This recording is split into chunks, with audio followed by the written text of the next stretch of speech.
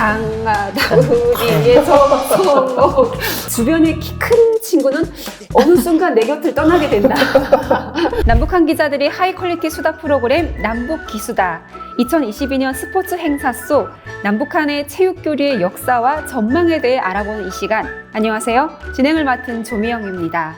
베이징 동계올림픽, 항저우 아시안게임, 그리고 카타르 월드컵까지 2022년 쏟아지는 스포츠 행사들이 정말 많습니다. 따라서 이 스포츠를 매개로 한 남북 교류의 전망은 과연 어떻게 될 것인가? 이 시류를 타고 그린라이트가 켜질 수 있을 것인가? 여기에 대해 오늘 얘기 나눠보려고 합니다. 오늘 함께 이야기를 펼쳐주실 남북관계에 정통한 두 분 모셨습니다. 먼저 뉴스원의 북한 팀장을 맡고 계신 분이죠. 서재준 기자님 모셨습니다. 안녕하세요. 네, 안녕하십니까. 네, 반갑습니다. 반갑습니다. 자, 그리고 이번에는 북한 내부 상황에 정통하신 분입니다. 강미진 기자님 모셨습니다. 안녕하세요. 반갑습니다. 네, 안녕하세요. 어서 오세요. 자, 오늘 첫 번째 안건으로 먼저 서로 다른 남과 북의 스포츠에 대해 좀 짚어보는 시간을 가지려고 합니다. 강미진 기자님의 경우에는 좀 북한의 시각에서 말씀을 해주시면 되고요. 서재준 기자님의 경우에는 남측의 시각으로 얘기해 주시면 될 것 같습니다.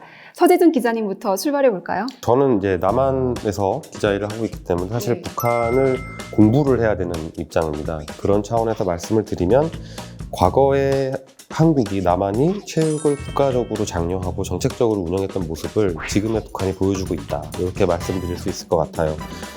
국가 차원의 사업으로 체육을 장려한다는 거는 자연스럽게 국제대회에서 성과를 내야 하는 부분으로 연결이 되고 있고, 이거는 과거에 우리도 뭐 올림픽에서 금메달을 따거나 하면 도시에서 퍼레이드도 열고 환영식을 진행했던 것처럼 북한도 그런 식으로 지금 네. 체육을 대하고 있는 모습들이 많이 보이고 있습니다. 국가 차원에서 체육을 정책적으로 운영한다라고 했을 때 어떻게 보면 가장 알기 쉬운 사례 중에 하나가 저희가 학교 다닐 때 했던 국민체조. 이건 이제 학생들이면 모두가 다 배워야 하고 체육 수업 때마다 요 국민체조를 진행하고 수업을 진행하는 방식으로 운영을 했었거든요. 그 옛날 아닌가요? 옛날이죠. 요즘 안 하는 걸로 알고 있는데 아마도 많은 분들이 아실 거라고 네. 믿고 굳게 믿고. 예. 혹시 기억하고 계신가요? 동작 좀? 아니요. 기억을 안 하고 싶네요. 네. 그 따라라라라 맞습니다. 음악까지 알고 계시네요. 맞죠? 네, 그 음악에 저도 와서 따라서. 들었거든요. 비슷한 사례로 북한도 있잖아요. 이 체조. 있죠. 네. 저는 이제 70년대 중반부터 80년대 중반까지 학교를 다녔었거든요. 네. 그때 제 기억은 이제 아침에 집에서 엄마들이 아빠들이 일어나기도 전에 이제 방송으로 나오는 거잖아요. 조선중앙 뭐 방송입니다 이렇게 나오고, 북한은 말이 달라요. 국민체조가 아니라 인민보건자가 들어가요. 보건체조하고 어쨌든 이제 가슴운동부터 시작해서 네. 숨쉬기 운동까지 순차대로 하고 있는데, 저 개인적으로 체육을 너무 싫어해가지고 그 체육 시간에 유독 도서실에 들어박혀서 책을 봤던 것 같아요.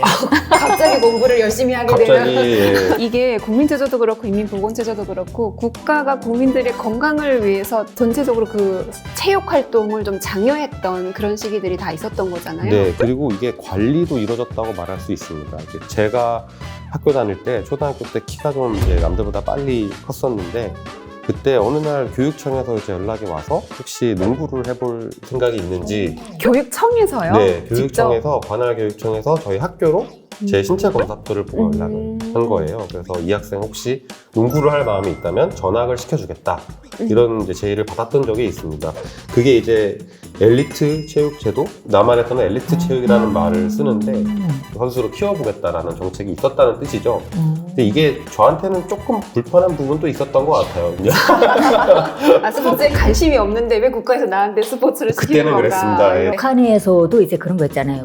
지역에서 네. 국가대표를 선발하는 그 방식하고 똑같네요. 거의 비슷한 것 같아요. 네. 북한에서도 좀 체격만 좋아도 체육단에 뽑히게 되는 경우들이 그렇죠. 있잖아요. 그러니까 재준 기자님 이야기 듣다 보니까 고향에서 있었던 그 이야기가 떠오르는데요. 키가 엄청 큰 오빠가 있었어요. 네. 근데 그 사람을 전문 체육단에서 원래 체육에는 소질이 전혀 없는데 전문 체육단에서 와서 억지로 데려간 거예요.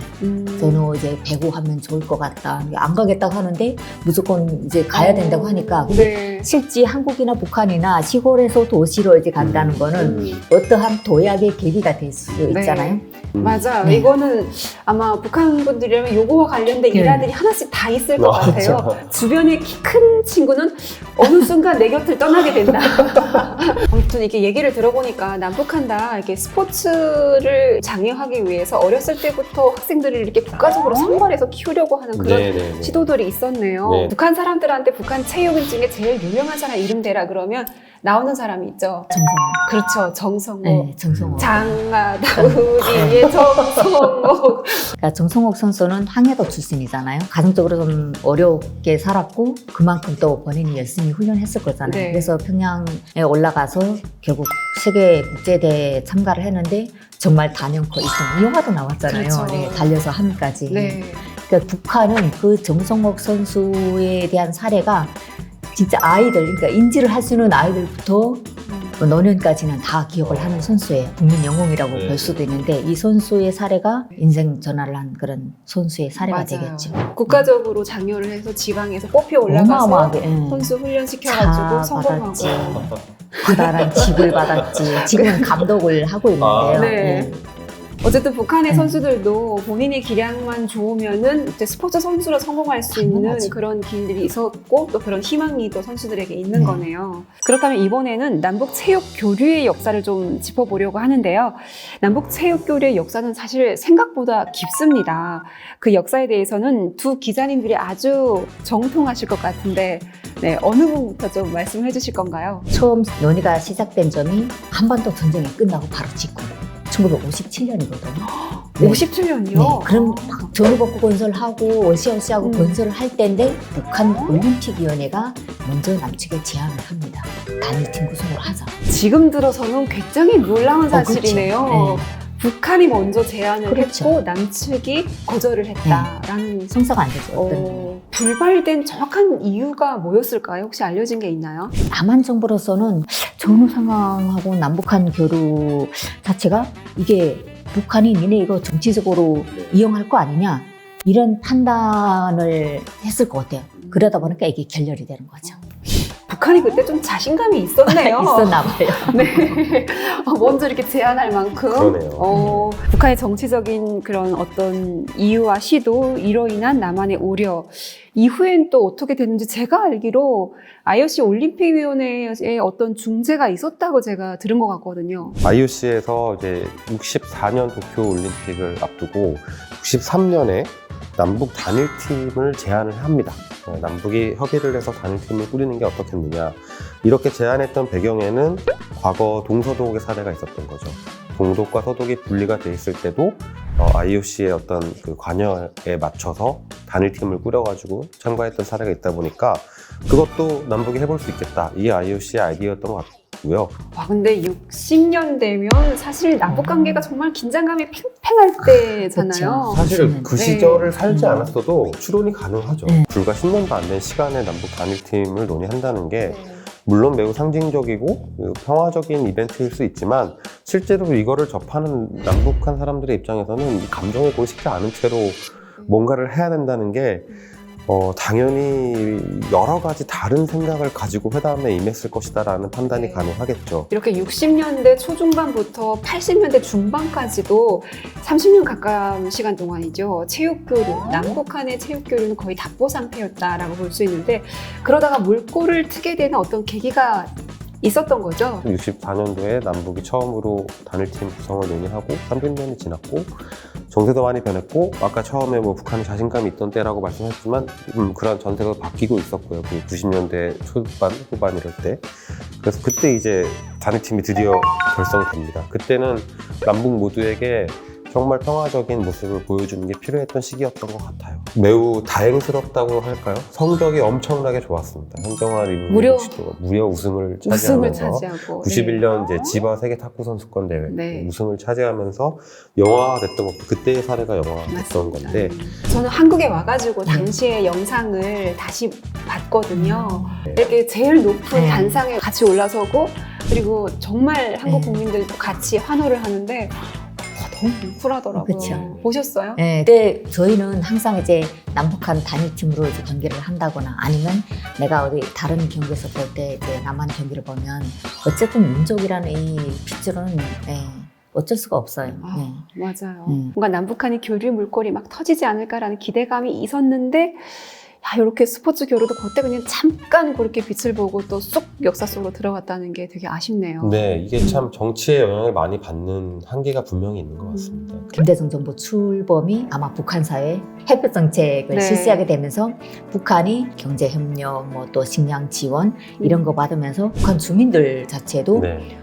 우리가 이젠 좀 살 수 있겠구나 그런 시기가 다가오게 된 거죠. 그리고 2002년에 바로 또 부산 아시안 게임이 열리죠. 네, 이게 2000년 남북 정상회담이 갖는 의미는 이후에 이루어진 체육교육부가 네. 활성화됐다는 점에서 뭐 얼마나 큰 일이었는지 보여주는 것 같아요. 참 운이 좋다고 해야 되는 부분일 수 있는데 공교롭게도 남한에서 국제 체육대회들이 계속 열렸습니다. 네. 2002년에 부산 아시안 게임이 있었고요. 2003년에는 대구에서 이제 육상대회, 유니버시아드 대회라고 하는 육상대회가 있었었고, 2005년에도 인천에서 아시아 육상 선수권 대회가 열렸습니다. 맞아요. 네. 그때 이제 또 하나 이슈가 됐던 게 그 북한의 응원단.